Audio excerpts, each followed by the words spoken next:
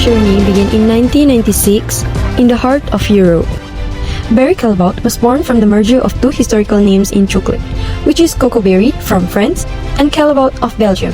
Together, they brought more than a century of expertise, innovations, and craftsmanship. Their mission is to inspire the world with the finest cocoa chocolate creations.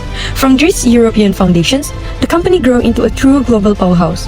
Today, Baryy Callebaut operates in over 40 countries, runs more than 60 production sites, and employs over 12,000 people. Its product range spans from dark, milk, and white chocolate. They also have cocoa butter, cocoa powder, and even break through the new innovations like ruby chocolate. Their customer includes some of the biggest food brands in the world, such as Nestle, Mondelez, Unilever, alongside the artisan chocolatier, pastry chef, and bakeries in every corner of the globe.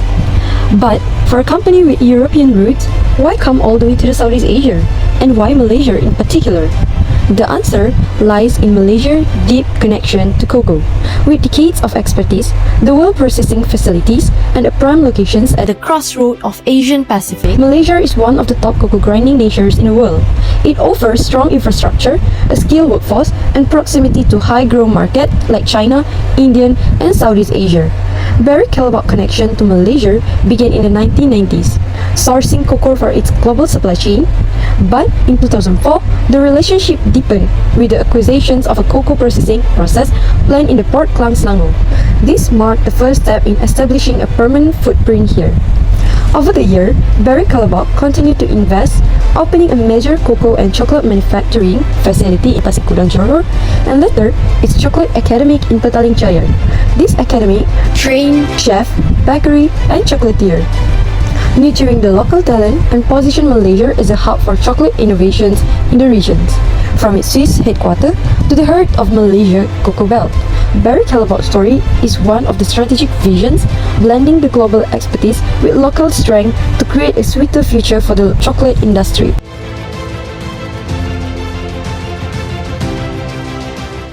Baryy Callebaut's growth in Malaysia has been driven by a mix of strategic acquisitions and steady expansion. The most significant turning point was in 2008 when the company acquired 60% of KLK Cocoa Products, one of Malaysia's leading cocoa processors. This wasn't just a financial move, it was a strategic shortcut to gaining production capacity, skilled workers, and an established global export network. Hi Katja, I'm Philip. I'm leading the Innovation and Technology Group for Manufacturing at Baryy Callebaut. So please share what were the main goals of the program and how did they change, if at all, in this journey? Yeah, our goal is basically remains unchanged. It's still the autonomous line, the autonomous factory, but we changed the name. We call it now Smart Line and Smart Factory. And why? Because we're putting the operator in the center, and it's more about the journey than getting quickly to the end goal.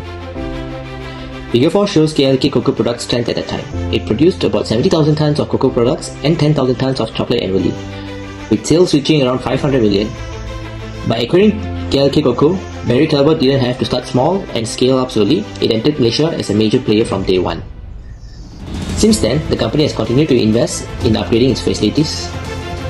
Port Klang specializes in turning cocoa into chocolate products for both domestic and export markets, while Pasir Gudang focuses on larger scale cocoa grinding to meet global demand. The results speak for themselves. Figure 5 shows that the Malaysian cocoa and chocolate export earning rose from 8.2 billion in 2023 to 12.9 billion in 2024. That's an impressive 47% increase. While not all of this is from Baryy Callebaut, their operation has been a major driver of this growth, proving that their investment benefit the wider Malaysian economy.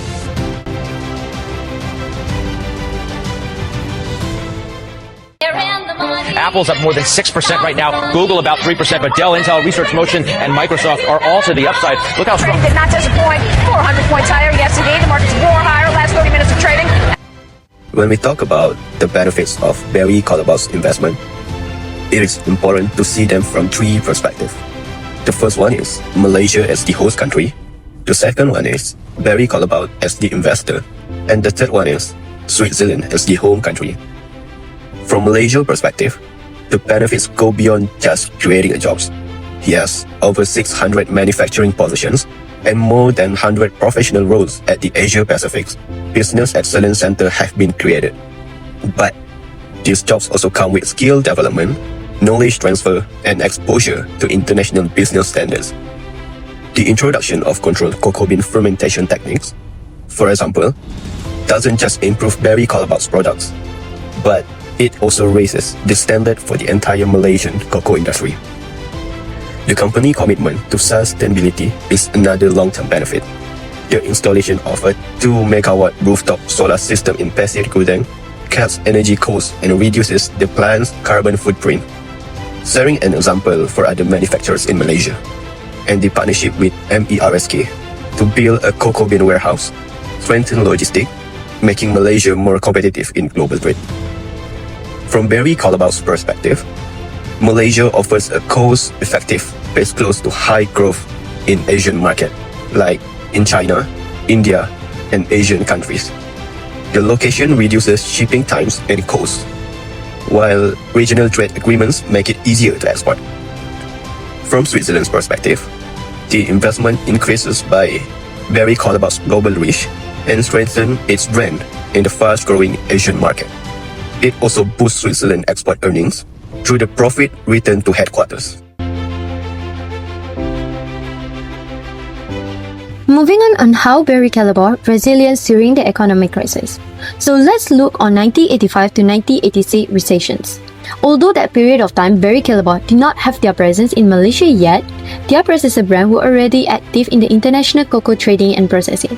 So this period of time was marked by a steep decline in the global commodity price, including the cocoa price, which affected Malaysia export revenue in that time. However, in response, Malaysia cocoa processors shifted their focus toward higher value cocoa product for export, which is making full use of the weaker currency to remain competitive abroad. This strategy preserved Malaysia's positions as one of the leading cocoa grinding countries in the world, a reputation that later became one of the reasons why Baryy Callebaut wanted to invest in Malaysia. In 1997 to 1998, the Asian financial crisis hit. So the Malaysia ringgit dropped a lot from 2 ringgit 50 cent to 4 ringgit and 88 cent from the US dollar.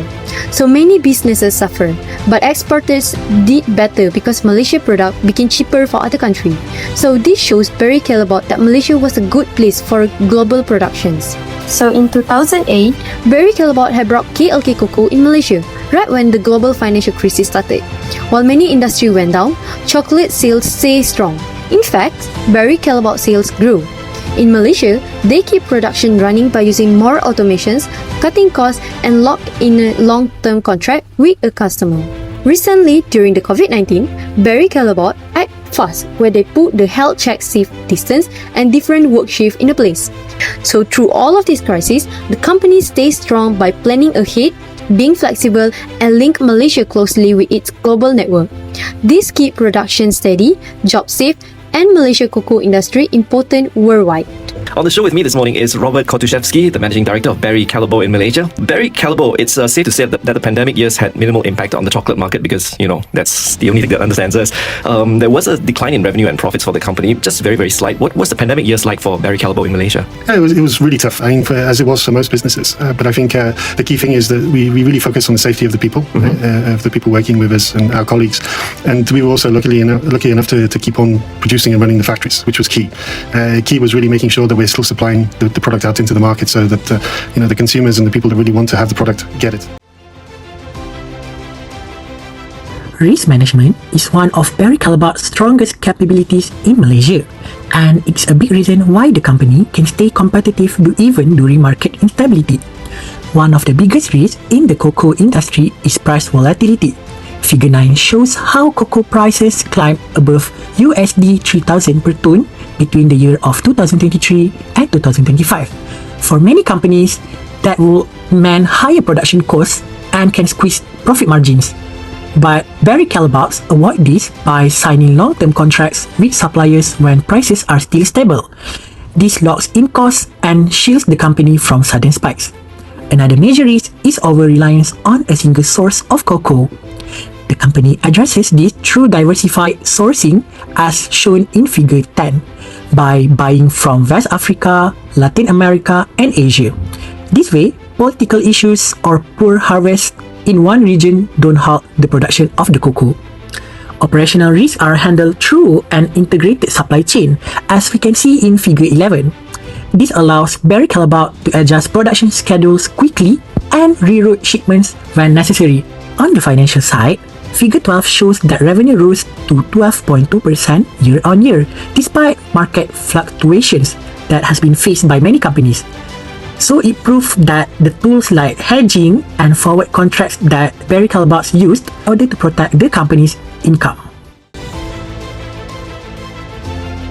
The long-term impacts of Baryy Callebaut's resilience strategies are clear, and they ensure Malaysia remains as a strategic hub for the company. First, Malaysia is now firmly established as a Baryy Callebaut's Asia-Pacific hub. This means products made here are shipped to multiple regional markets more faster and at lower cost, and supported by trade agreements that reduce the barrier. Second, the company has a more reliable cocoa supply than many competitors. Figure 13 shows how global supply dropped. Côte d'Ivoire down to 6%, while Ghana down to 34%. And yet, Baryy Callebaut maintained output thanks to its multi-origin sourcing strategy. Third, export reliability has improved the infrastructure upgrades. Figure 14 highlights the Mars warehouse in Pasir Gudang, which can increase the storage capacity and gives flexibility in scheduling exports to meet the demand of the customer or consumer. Finally, profitability remains strong even during inflationary pressures.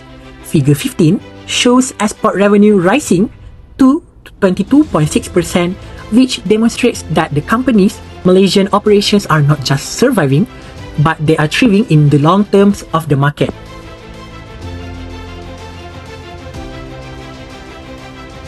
Globalization is about the way countries are connected to trade, investment and technology. For Baryy Callebaut in Malaysia, it has created opportunities like access to bigger markets, a wider choice of suppliers and advanced production technology. At the same time, it has also brought challenges such as tougher global competition, changing consumer tastes and unpredictable commodity prices. One of Malaysia's main advantages in this global environment is its ability to attract investment. In 2022, the country recorded RM74.6 billion in approved foreign direct investment or FDI, with manufacturing as one of the largest sectors. Figure 16 shows this clearly. For Baryy Callebaut, this means operating in a country that is already well connected to global supply chains and trusted by other international companies. Strong logistics are another factor that supports globalization. Malaysia's port give businesses fast and cost-effective access to overseas market. Figure 17 shows Port Klang ranked among the busiest ports in the world. This allows Baryy Callebaut to ship products quickly to Asia, the Middle East and Europe, which help maintain customer satisfaction and keeps costs competitive. Malaysia also has a strong role in the cocoa trade. Between 2021 and 2023, it exported RM8.21 billion worth of cocoa products as shown in Figure 18. This strengthens Baryy Callebaut's ability to reach global market with fewer trade barriers and a reputation for reliable supply. However, the globalization also exposes businesses to risk. Cocoa prices, for example, averaged USD 3,200 per ton in 2023, as shown in Figure 19. For Baryy Callebaut, this means cost control, diversifying suppliers, and continuous innovation are necessary to remain competitive. Overall, globalization has allowed Baryy Callebaut to grow and expand its reach from Malaysia, but it also requires the company to stay agile and prepared for rapid changes in the global market. In conclusion, Baryy Callebaut's investment in Malaysia shows how foreign direct investment can bring lasting value. It has improved production performance, created jobs, introduced new technology, and strengthened Malaysia's position in the global cocoa trade. The company also has shown resilience by adapting to crisis, managing risk, and planning for the long term. And then, globalization has opened more opportunities while also presenting challenges, but Baryy Callebaut's strategy allows it to grow and remain competitive. This case study proves that FDI, when managed well, benefits not only the investor itself but also the host country and the whole global market.